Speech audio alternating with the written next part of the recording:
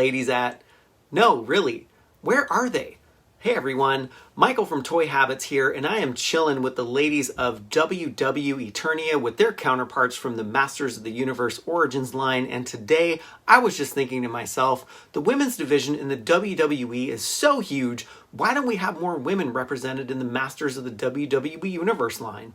I'm not going to speculate, but today I wanted to do two things.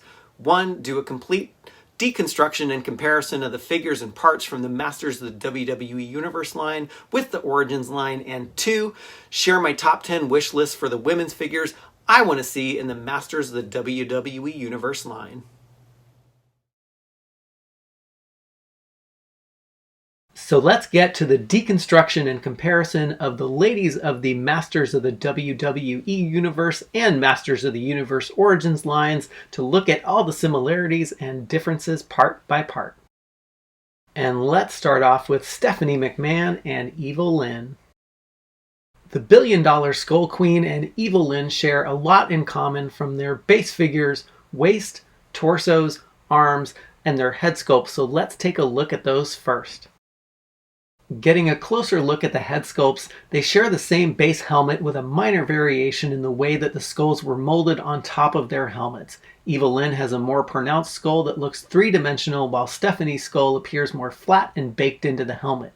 With the skull raised higher on Evil-Lyn's helmet, it also covers the molded parts that are on the top of the helmet, giving it an overall different feel. From the side profile, you can also see that Stephanie's helmet comes down more and covers the side of her face, and from the back, Stephanie has flowing brown hair that is sculpted into the base of her helmet, which would have been a cool look for Evil-Lyn given that she has white hair tucked up into that helmet. Taking a look at the right arms, they are exactly the same parts but colored differently. The forearm guards are sculpted the same as well as the arm cuffs, and I know this is probably an optical illusion, but Stephanie's arm looks a little bigger than Evil-Lyn's, but I might just be fooling myself.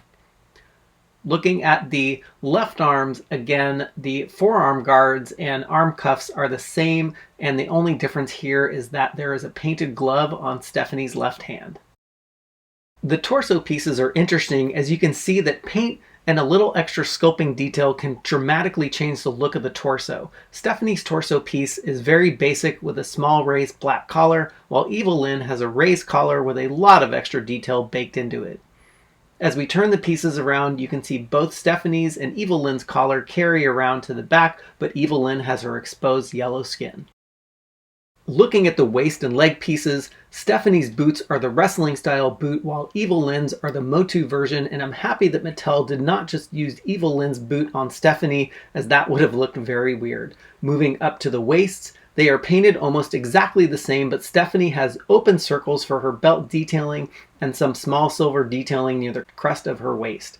Turning these parts around, you can see the open belt detailing on Stephanie's waist, while Evil-Lyn has her belt circles filled in. And finally, let's take a look at those accessories. Stephanie has a unique Skull Queen mask that Evil-Lyn did not come with, and it's a very cool mask that mirrors the look she had at WrestleMania 32. I really like the chainmail detail, and it has tabs that plug into Stephanie's head so it will stay on. Let's take a closer look at their scepters, and they use the same basic mold but with a few differences that give each of them a unique look. For example, Stephanie's has two bones that make up the shaft, while Evil-Lyn has a smooth shaft. You can also see the tops of the scepters are nearly identical aside from some paint app that makes Stephanie's weapon look a lot more interesting to look at. Now let's turn our attention to the man Becky Lynch and Teela.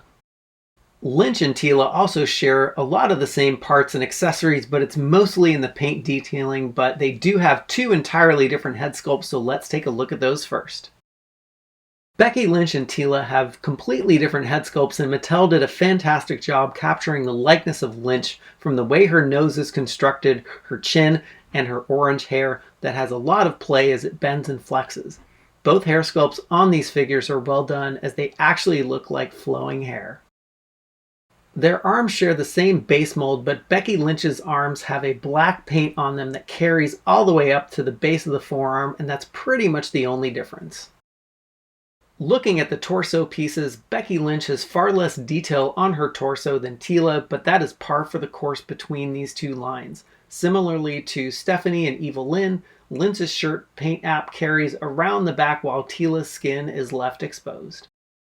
Taking a look at the leg and waist pieces, the way the belts were painted on these figures is really the only difference in the waist, with Lynch's having an open belt loop exactly like Stephanie's waist. And come to think of it, it's exactly the same as Steph's, but her waist piece is painted gold, which carries around the backside. Looking at the boots, Lynch dons the wrestling boots while Teela has the standard issue Motu boot, and the last difference here is that Lynch's comes with a black knee pads with a T on them. And finally, looking at the accessories, Teela of course comes with her snake helmet armor that does not exist in WWEternia. There are a ton of small details on her armor, even on the backside, that nobody sees. Now, taking a closer look at the accessories they have in common, they both come with a snake staff, and the only difference is the way that they were painted. I wish that Lynch came with some variation to her staff like Stephanie's to make hers more unique, but the devil is in the details. They pack a lot of small details in the heads of these snakes, and the staff is so classic, so I'm not surprised they've reused this piece for the both of them. And finally, they both come with shields, and aside from the paint color being different, Lynch's has the man spray painted on the front of her shield, which is hard to make out up close given the broken typeface they use. And that wraps up the part-for-part comparison of these two figures. Without further ado, let's check out my women's top 10 wish list I want as part of the Masters of the WWE Universe line. Over the years, the women in the WWE have gone from a revolution to an evolution. We have the Women's Royal Rumble, Money in the Bank ladder match, and for the first time ever, Becky Lynch, Charlotte Flair, and Rowdy Ronda Rousey main evented WrestleMania 32, where we saw Lynch become two belts Becky, where she won both the SmackDown and Raw Women's Championships. They are just as good, if not better, than the men's roster with respect to skill and talent on the mic, so why don't we see more Masters of the WWE Universe women's figures? Again, I'm just posing the question, but I wanted to spend this time running down a wish list of women's talent that would make amazing Masters of the WWE Universe figures. First on my list is Asuka. Asuka marches to the ring in a traditional no mask and kaleidoscope battle gear and looking every bit the victor before the opening bell even rings. Asuka has used her perfect technique and wicked intentions to take down everybody. I think Asuka would make an amazing figure with the tagline, "The Empress of WWEternia." As far as a concept, they could really do a lot with Asuka, as she has a removable mask and her ring attire could make for cool accessories. Given she sometimes spits green mist, there could be a tie-in with the Snake faction bringing some variety to the line. Next on my list is Ember Moon. Ember Moon's rapid ascension up the ranks of the WWE is owed to the three attributes that she says define her best: skill, honor, and heart. She has exemplified each of those since taking WWE by storm, and her finishing move is a high-risk move called the Eclipse, and she would make an excellent warrior in the billion-dollar Skull Queen's army with the tagline, "The War Goddess." And a concept for this figure could include her removable trench coat and her skull mask, which would go perfectly with Stephanie McMahon's look. Third on my list is Rowdy Ronda Rousey.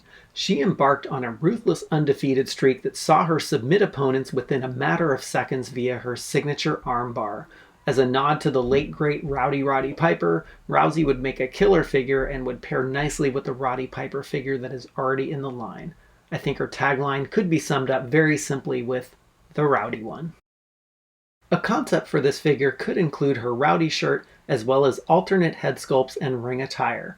I could see this as the first deluxe figure in the line, as she had a Jekyll and Hyde personality that lends her head sculpt to alternate facial expressions. Fourth on my list is Sasha Banks. I feel like she could be a great addition to the line, as she could be the right-hand woman to the billion-dollar Skull Queen Stephanie McMahon, and her legit boss knuckles would make a great accessory like the Word Life knuckle bling on the faker John Cena figure. A concept for her figure could include various ring attire, different colored hair, and her legit boss knuckle bling. Number 5 on my list is Alexa Bliss. I feel that her current incarnation of herself, as well as her partnership with The Fiend, would make an amazing pairing that I would welcome into WWEternia. There is a lot of high-flying fury packed into her small frame, so I feel that her tagline could read 5 feet of fury. I have not seen a great figure for Bliss thus far, but I would love to see her current Alexis Playhouse persona for the concept for her WWE Universe figure. Number 6 on my list is Rhea Ripley! The ultra-aggressive and terrifyingly strong Aussie can stand toe-to-toe with any superstar in WWEternia. She is the current Raw Women's Champion, and I feel like we need that belt in the line. She is an amazing technical wrestler, and I feel like she could start a Horde faction. Her technical abilities and brute strength are second to none, and her tagline could read, "The Cutthroat Grappler." There is a lot one could do with her concept. She has an outfit that reminds me of the tag team Demolition, and it would be very cool to see her in the Horde. Number 7 on my list is Natalya. With a combination of talent and untamed desire, Natalya is proudly carrying on the legacy of the legendary Hart family in the WWE. As the daughter of the legendary Jim the Anvil Neidhart, Natalya would make an amazing addition to the line. Being the strong technical wrestler she is, Natalya's tagline could read, "The excellence of WW execution." I've always been impressed with Natalya's ring attire, so there's a lot you could do with her concept, which includes removable ring attire with those cute cat ears that she always gives away to a fan at ringside, and come to think of it, she would make an amazing catcher figure in WWEternia. Number 8 on my list is Sarah Logan. Now, Sarah Logan is brutal and she looks very beast-like. I feel like she could take on the monster among men, Braun Strowman, and she could hold her own in WWEternia. Given her raw and rough look, her tagline could read, "Born in the woods and raised in the mud." The concept for Logan's WWEternia figure could have her wearing beast-like armor with lots of face paint detail. Number 9 on my list is Ruby Riott. The inked-up superstar comes from a world of punk rockers and rebels and people who stand up for what they believe in at all costs. Given that Ruby Riott is the founding member of the Riott Squad, her tagline can introduce a new faction into WWEternia, being the captain of the Riott Squad. There are many ways you could go with her figure concept, so including those tattoos is a must along with her versatile ring attire. And last but certainly not least, number 10 on the list, Shayna Baszler. Baszler is also called the Queen of Spades and is one of the true pioneers of women's MMA.